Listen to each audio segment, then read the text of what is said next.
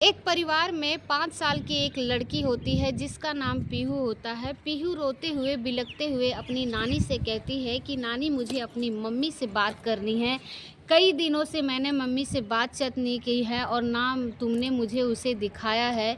जब नानी ये बात सुनती है तो नानी सोचने पर मजबूर हो जाती है कि आखिरकार मैं इससे क्या बोलूं।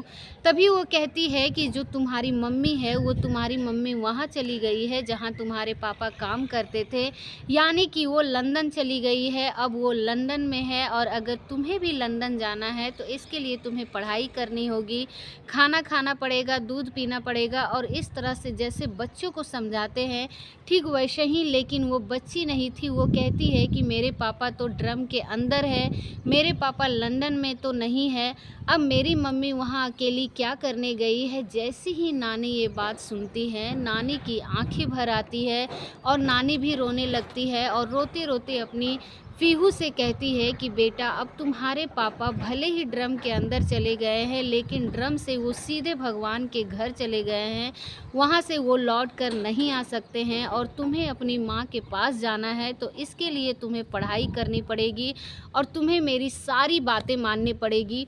दरअसल पीहू को तो नानी ने समझा दिया, बुझा दिया और उसे कोई ना कोई बहाने से पीहू को तो शांत करा देती है।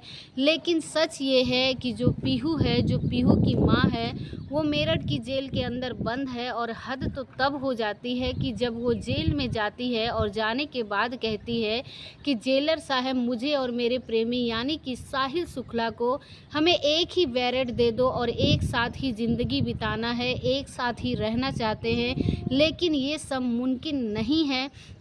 कानून जो कहता है कि महिलाओं की जेल अलग होती है और पुरुषों की अलग रखा जाता है और एक साथ नहीं रख सकते हैं और उनकी ख्वाहिशें पूरी हो ही नहीं सकती है और ना ही कभी हो पाएगी। अब उन्हें पूरी ज़िंदगी अकेले ही रहना पड़ेगा, अलग ही रहना पड़ेगा और शायद उन्हें कभी पछतावा भी नहीं होगा, क्योंकि उन्होंने जो किया था इस कत्ल के बाद में उस बातों को लेकर जो वीडियो वायरल हो रही है, उन्हें देखकर उनके बारे में जानकर बड़ी हैरानी होती है, परेशानी होती है। आज के इस घटनाक्रम को जानने के बाद आप लोगों को भी हैरानी होगी, आप लोगों को भी परेशानी हो सकती है। तो सबसे पहले आप सभी को मेरे यूट्यूब चैनल पे बहुत-बहुत स्वागत है। आज का जो वीडियो है जो मैं आपको सुनाने जा रही हूँ, ये सच्ची घटना है उत्तर प्रदेश के ज़िला मेरठ के थाना ब्रह्मपुर की। दरअसल एक व्यक्ति है जिसका नाम प्रमोद रस्तोगी होता है, जो कि ज्वेलर्स का वो काम करता है और उनकी पत्नी होती है जिसका नाम कविता रस्तोगी होता है। 18 मार्च 2025 को वो अपनी बेटी जिसका नाम होता है मुस्कान रस्तोगी उर्फ शुभी उम्र, उसकी उम्र होती है लगभग 26-27 साल के आसपास होती है, उस लड़की का हाथ पकड़ते हुए थाने पहुंच जाते हैं और थाने जाने के बाद कहते हैं कि ये लीजिए, इस लड़की ने इसने मेरे दामाद को मार दिया है और वो बहुत बुरी तरह से भयानक रूप से मारा है। अब इसकी जितनी जल्दी हो सके जेल भेज दो और उसके बाद इसे फांसी चढ़ा दो। हम अपनी इस बेटी को कभी देखना नहीं चाहते हैं। पुलिस वालों ने जैसे ही ये बात सुनी, पुलिस वालों को बड़ा आश्चर्य हो रहा था। दरअसल ब्रह्मपुरी थाने के जो एसएचओ होते हैं रामाकांत पचौरी, वो सोचने पर मजबूर हो जाते हैं कि शायद ये भारत के पहले ऐसे माँ बाप होंगे जो अपनी ही बेटी को फांसी चढ़ाते हुए देखना चाहते हैं और ये पहले ही ऐसे माँ बाप होंगे जो अपनी बेटी का हाथ पकड़ के थाने लेके आए हैं। देखो, इन्होंने हमारे दामाद को मार दिया है। कितने अपने दामाद से प्यार करते हैं वो, थोड़ा सोचने लगते हैं। और इसी बीच में उन्होंने इस लड़की से जब बातचीत करने की कोशिश की तो लड़की यानी कि मुस्कान रस्तोगी साफ साफ कहती है, अपनी माँ की तरफ से देखते हुए घूरते हुए कहती है कि ये मेरी माँ कतई नहीं हो सकती है, ये मेरी माँ ही है ही नहीं। जब ये बात कही जाती है तो पुलिस वाले पूछते हैं कि तुम्हारी सगी माँ नहीं है क्या? उसने कहा हाँ, ये मेरी सगी माँ नहीं है, हो ही नहीं सकती है। इसके बारे में पूछा जाता है, जानकारी जुटाई जाती है, कविता से पूछा जाता है क्या ये तुम्हारी सगी बेटी है कि नहीं है। तभी कविता कहती है कि मेरी जो बहन है जिसका नाम जूली है, अक्सर इसका जो वक्त है वो जूली के साथ ही बीता है और उसके ही साथ ही गुजारा है, इसीलिए वो उसे ही अपनी माँ जैसी समझती है और उसे माँ ही कहती है। अब वो इस दुनिया में नहीं है और जब वो हो खो गई है तो इसके दिल और दिमाग पर पूरी तरह से सदमा है। इसने शायद मुझे कभी अपनी सगी माँ के रूप में माना ही नहीं है, लेकिन मैं ही इसकी सगी माँ हूँ। पुलिस वालों को भी बड़ा आश्चर्य हो रहा था कि ये कैसा रिश्ता है सगी माँ और बेटी का। उसके बावजूद भी ये बातचीत ऐसे कर रहे हैं जैसे क्या सगे नहीं हैं और इसी बात की चर्चा फिर मीडिया में बहुत तेज़ी के साथ शुरू हो जाती है। दरअसल इस पुलिस ने इन्हें गिरफ्तार किया और गिरफ्तार करने के बाद इस लड़की को और जो इसका प्रेमी होता है साहिल शुक्ला, इसको जेल भेज दिया गया।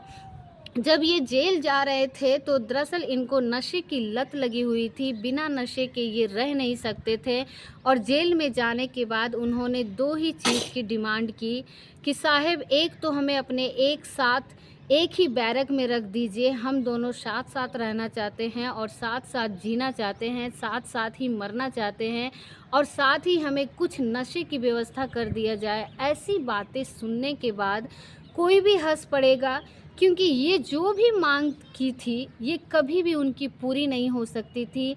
ना तो जेल में नशा दिया जाता है और ना ही महिला और पुरुष को जेल में एक साथ रखा जाता है। दरअसल ये कहानी शुरू होती है ब्रह्मपुरी निवासी की एक लड़की जिसका नाम मुस्कान रस्तोगी उर्फ शोभी होता है। साल 2016 में उसे पास की ही इंदिरा नगर के रहने वाले एक लड़की जिसका नाम सौरभ राजपूत होता है। साल 2016 में उसके पास ही इंदिरा नगर के रहने वाले एक लड़की जिसका नाम सौरभ राजपूत होता है उससे प्यार हो जाता है। प्यार भी कुछ इस तरह कदर होता है कि उसको लेकर ये लड़की और लड़का दोनों भाग जाते हैं और लगभग 10 दिन तक दिल्ली रहते हैं और लड़के और लड़की वाले दोनों ही अपने अपने बच्चों को तलाश कर रहे थे। मामला पुलिस तक पहुंचता है। पुलिस आखिरकार 10 दिन के बाद इन्हें दिल्ली से ढूंढ के लेके आती है और इन्होंने जिद कर ली थी कि शादी करेंगे तो एक दूसरे से करेंगे, साथ जिएंगे, साथ मरेंगे। इतने बड़े बड़े वादे, इतनी बड़ी बड़ी कस्में कर ली जाती है कि मुस्कान रस्तोगी और सौरभ राजपूत को बिना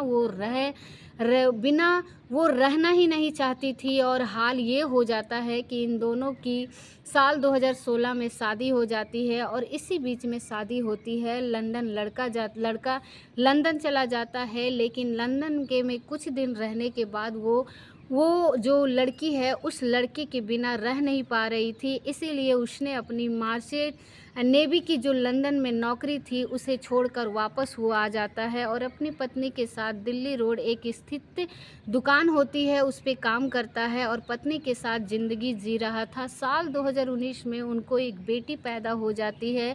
इसी बीच में ये मुस्कान होती है। मुस्कान को अपनी एक सहपाठी यानी कि जो क्लासमेट में एक लड़का होता है जिसका नाम साहिल शुक्ला होता है, उससे मुलाकात हो जाती है और एक इत्तेफाक से व्हाट्सएप का ग्रुप बनता है और एक पार्टी होती है। हर पार्टी के बाद ऐसी बातचीत होती है कि आपने इस सहपाठी के जो क्लासमेट होता है उसके जो नज़दीकी होते हैं होने लगती है और वो अपने ही जो प्रेमी है, जो पति बन गया था, उससे वो दूर चली जाती है और धीरे धीरे गैप बढ़ता चला जाता है और क्लासमेट से दोस्ती कुछ इतनी गहरी हो जाती है कि इसके बारे में कुछ कह नहीं सकते हैं।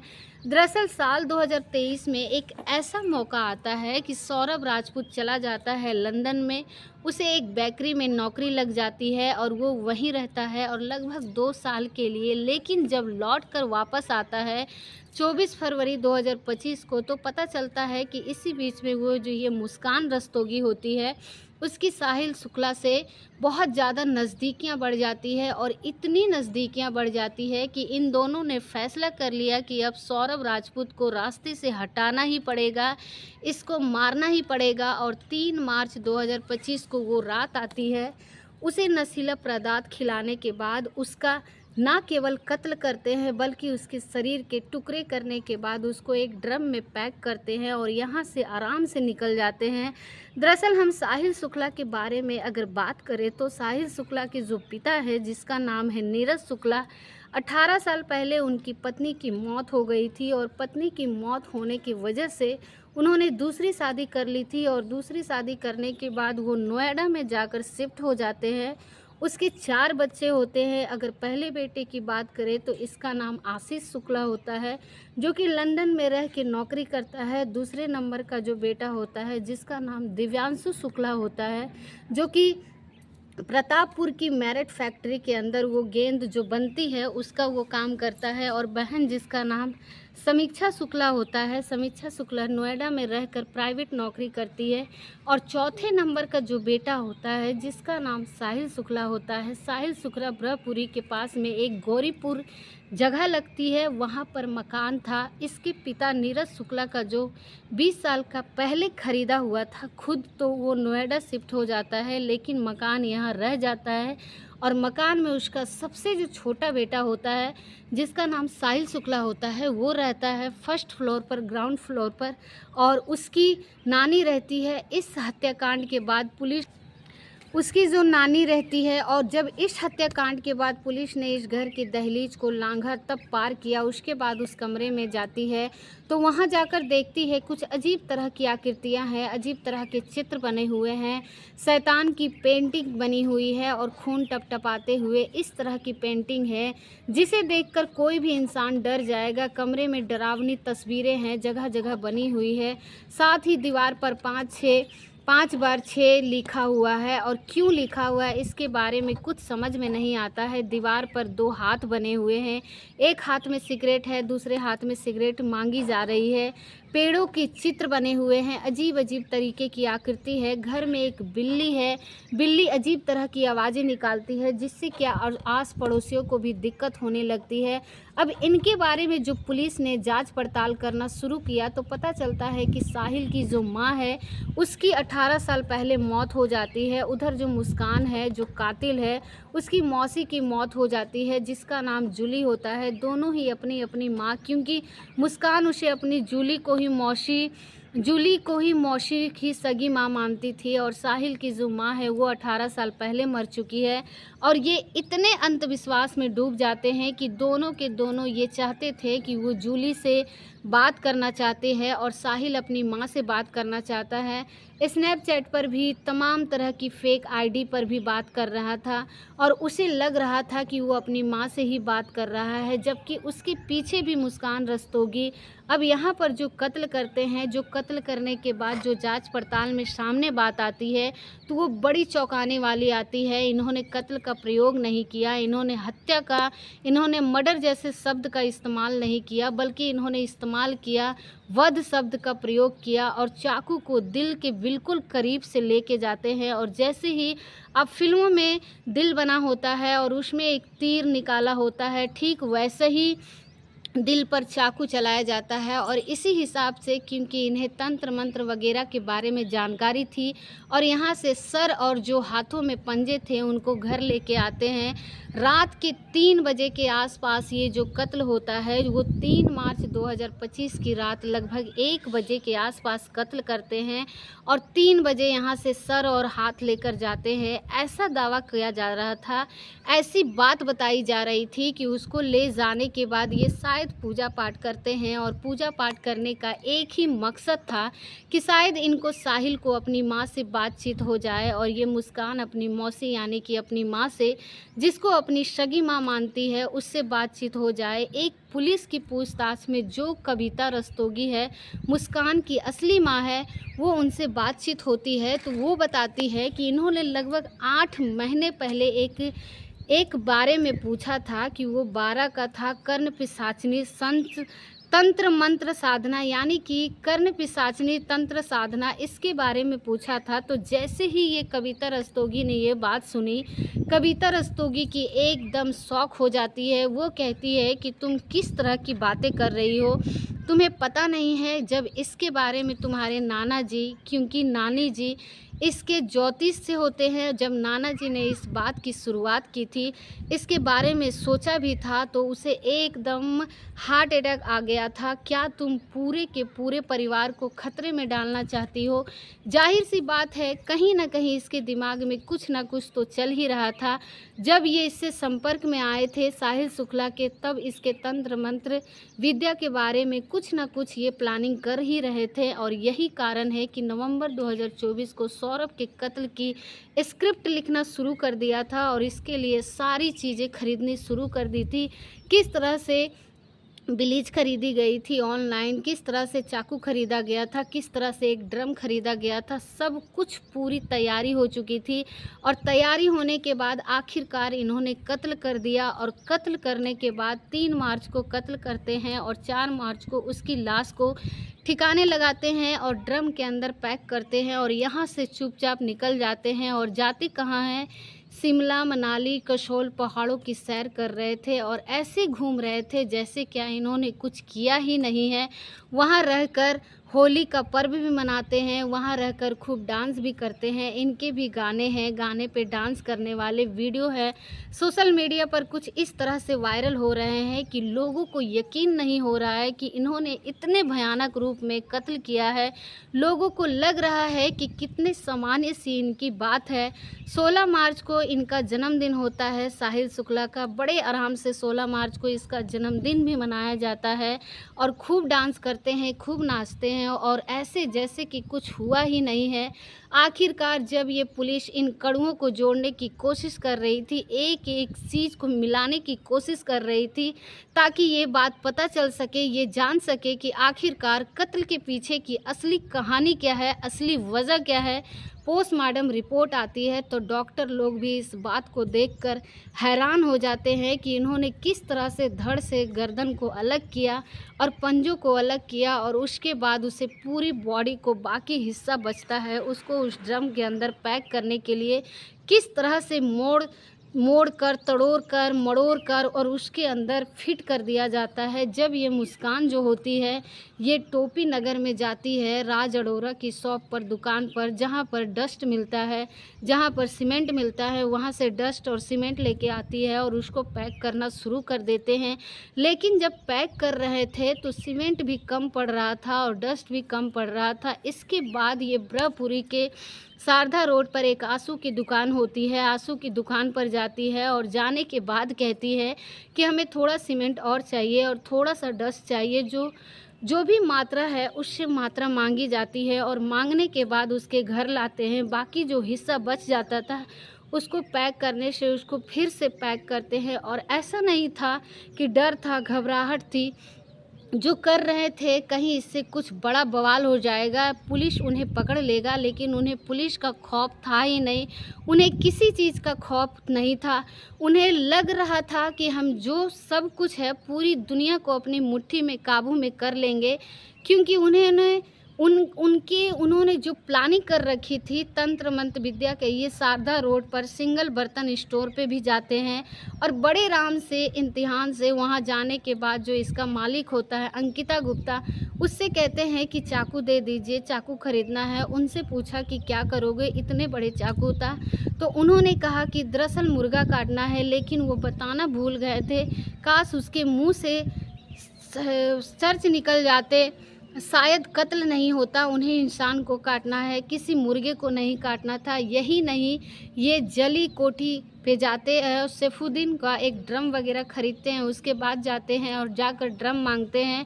उसका जो लड़का है फरमान होता है, 1100 रुपया ड्रम का सौदा कर लेते हैं और बड़े आराम से ड्रम लेते हैं और घर में ला के रखते हैं।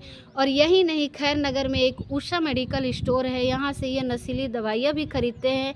क्योंकि जब कत्ल किया जाता है तो कत्ल से पहले उस लड़के को पहली बार में 25 फरवरी की रात को खाने में एक नशीला पदार्थ मिलाया गया था, लेकिन उसने 25 तारीख को तो वो खाना खाया भी नहीं, लेकिन 3 मार्च को उसने अपनी माँ के घर से कोफ्ते बनवा के लेके आया था। वो कोफ्ते को उसने धोखेधड़ी से नशीला पदार्थ मिला दिया और वो नशीला पदार्थ जो लाया गया था उसे इंजेक्शन या फिर गोलियां लाई गई थी। वो खैर नगर के उषा मेडिकल स्टोर से लाए गए थे और वो दी गई थी। उसके बाद टैक्सी की उन्होंने, जो शिवा ट्रेवलर्स होता है और जिसका नाम ड्राइविंग का नाम अजब सिंह होता है, ये लगभग 13 दिन तक मेरठ में, मनाली में, शिमला, कसौल इसी जगहों पर घूम रहे थे। और एक अखबार में मैंने पढ़ा था, इन्होंने अजब सिंह से कहा जो ड्राइवर होता है कि 16 मार्च को जन्मदिन होता है और कहीं से भी किसी भी कीमत पर आपको एक केक लेके आना है और जल्दी जल्दी ले आना है, हाजिर हो जाइए, तो हुक्म बज रहा था क्योंकि भाई मालिक का आदेश था ये सब किया। इसके बदले में उन्होंने जो ट्रेवलर्स होते हैं उसे कुछ पैसे की रकम दी। दरअसल इतने सारे जो नाम लिए गए हैं राजनगर के, चाहे वो अड़ोरा हो, राज नहीं हो, टीवी नगर के अड़ोरा हो या फिर आंसू की दुकान हो, बर्तन वाले अंकित हो या सैफुद्दीन हो, दरअसल पुलिस ने इतने बारी बारी से सबसे पूछताछ की और पूछताछ करने के बाद चार्जशीट में इसको मेंशन किया जाएगा। जो मेरठ के एसएसपी है विपिन तांडा, उन्होंने जिला जज को एक पत्र लिखा है और पत्र में ये लिखा कि हम इस मामले की फर्स्ट ट्रैक कोर्ट में चलवाना चाहते हैं ताकि कम से कम समय में ये जो मामला है ट्रेन कोर्ट में चला जाए और आरोपियों को कम से कम समय बड़ी से बड़ी सज़ा होनी चाहिए और देश को संदेश को जाना चाहिए। देश ही नहीं बल्कि पूरी दुनिया को ये संदेश जाना चाहिए। जिस तरह से सौरभ राजपूत की हत्या हुई है उसने पूरी दुनिया को हिला के रख दिया है, लोगों को सोचने पर मजबूर कर दिया है कि 2021 में ये दोनों अगर मिले थे या 19 में मिले थे, बहुत नज़दीक आ चुके थे, काश तलाक ले लेते तो शायद ये तलाक वो लेना नहीं चाहते थे क्योंकि उन्हें तंत्र मंत्र से उन्हें कुछ सावधानाएं कुछ सीधी फल प्राप्त करनी थी और शायद इसीलिए, हालांकि ये पुलिस की जांच का विषय है, पुलिस इस मामले में अभी तक जांच पड़ताल कर रही है और इनकी जो ख्वाहिश थी जेल में जाने के बाद हम लोग साथ रहेंगे, ख्वाहिश नहीं पूरी होगी और ना हुई है और ना कभी हो पाएगी। दोस्तों, इस पूरे घटनाक्रम को सुनाने का उद्देश्य किसी को परेशान करना नहीं, किसी का दिल दुखाना नहीं, बल्कि आपको जागरूक करना है, आपको सचेत करना है, आपको बताना है कि मोबाइलों का इस्तेमाल जब कोई कर रहा है तो इसके बारे में बीच बीच में, चाहे वो बड़ा हो या छोटा हो, जो जिम्मेवार आदमी हो उसको देख लेना चाहिए कि इस लड़की के बारे में जो मुस्कान रस्तोगी होता है, ये बताया जाता है कि पति जो रहता था लंदन में, माँ अलग रहती थी, वो माँ के साथ जाना नहीं चाहती थी, ससुराल वालों ने सौरभ राजपूत को बेदखल कर दिया था, अब यहाँ से अकेली रह रहती है, उसके पास मोबाइल होता है, मोबाइल के अलावा एक कमरा होता है, उसी जगह पर वो मोबाइल में अक्सर बिजी रहती थी, ज़्यादातर मोबाइल बिजी। मकान मालिक ये साफ साफ बताता है कि इसके पास मिलने के लिए कोई आया करता था तो साहिल शुक्ला आया करता था, बहुत बहुत देर तक अक्सर वक्त बिताया करता था और कोई रोक टोक नहीं था। वो खाना भी नहीं बनाती थी, वो खाना मंगवाया करती थी और आराम से खाया करती थी क्योंकि कमाने वाला तो लंदन में बैठा है, कमा ही रहा है और शायद पता नहीं था कि उसके इरादे थे। पुलिस जांच के बाद सभी चीज़ें दुनिया के सामने रखे तो फिर बाद में मज़ा भी आएगा। दोस्तों, इस पूरे घटनाक्रम को सुनाने का उद्देश्य किसी को परेशान करना नहीं। उम्मीद करते हैं कि आपको ये वीडियो बहुत ही ज़्यादा पसंद आया होगा और अगर आपको ये वीडियो अच्छी लगी तो एक लाइक करके, अगर अभी तक आपने हमारा चैनल को सब्सक्राइब नहीं किया है तो हमारे चैनल को सब्सक्राइब कर वीडियो को लाइक ज़रूर करें। मिलते हैं ऐसे ही किसी नए वीडियो के साथ, तब तक के लिए आप सभी लोगों का बहुत बहुत धन्यवाद और आप अपना ख्याल रखें, अपने परिवारों का ख्याल रखें।